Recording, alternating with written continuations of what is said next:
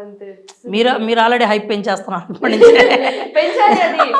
అదే ఇప్పటి నుంచే అది మనం పెంచకపోయినా అది ఉంటది, ఆటోమేటిక్గా వస్తుంది. ఎందుకంటే డార్లింగ్ ఫ్యాన్స్ అంటే ఇంకా అందరికీ తెలిసిందే. సరే, ఇప్పుడు సెట్స్లో ప్రభాస్ ఎలా ఉంటాడు అంటే ఆర్టిస్టులతో కావచ్చు, లేకపోతే ఏదన్నా బ్రేక్ టైంలో కావచ్చు, అందరితో కలవటం కానీ అసలు ఎలా ఎలా ఉంటారు? డార్లింగ్ సార్ గురించి ఇంకా చెప్పక్కర్లేదు. ఇప్పుడు అంతే సేమ్ సార్ ఉత్తపదం యూజ్ చేసుకుంటూ డార్లింగ్ వచ్చిందా రాలేదా చేద్దాం మళ్ళీ అంతే చేసేద్దాం అని అంటారు.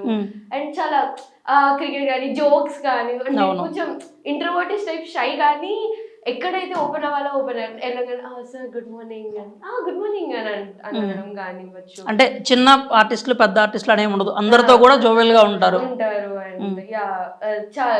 ఆ షూట్ టైం ఏదైతే ఉంటేనో ఫస్ట్ డే చూసినప్పుడు ఐ వాజ్ లైక్ ఎంత బాగున్నారు ఏంటి అంటే ఆఫ్టర్ ద 2 మూవీస్ ముందు మూవీస్ తర్వాత ఇంత హైట్ అసలు ఇంత బాగున్నారు చూడడానికి. ఇట్లా ఫస్ట్ డే ఇట్లా నేను ఇంకా ఒక 10 seconds ఒక 1 minute ఇట్లా ఫ్రీజ్ అయిపోయి ఉన్నా నేను. ఇట్లా ఇట్లా ఎంత బాగున్నారు అని చూస్తూ ఉన్నాము.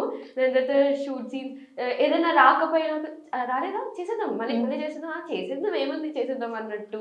ఇంకా చాలా కూల్గా ఆయన కూడా చాలా మంచి బాండింగ్ తో ఉంటుండే. అంత చాలా ప్రొడక్షన్ స్టాఫ్ మొత్తం దాని యూత్ లైక్ ఫీల్ ఉంటది, ఎంత చేస్తే అంత ఇంపాక్ట్ అన్నట్టు చాలా జాలీగా ఉంటారు అందరూ.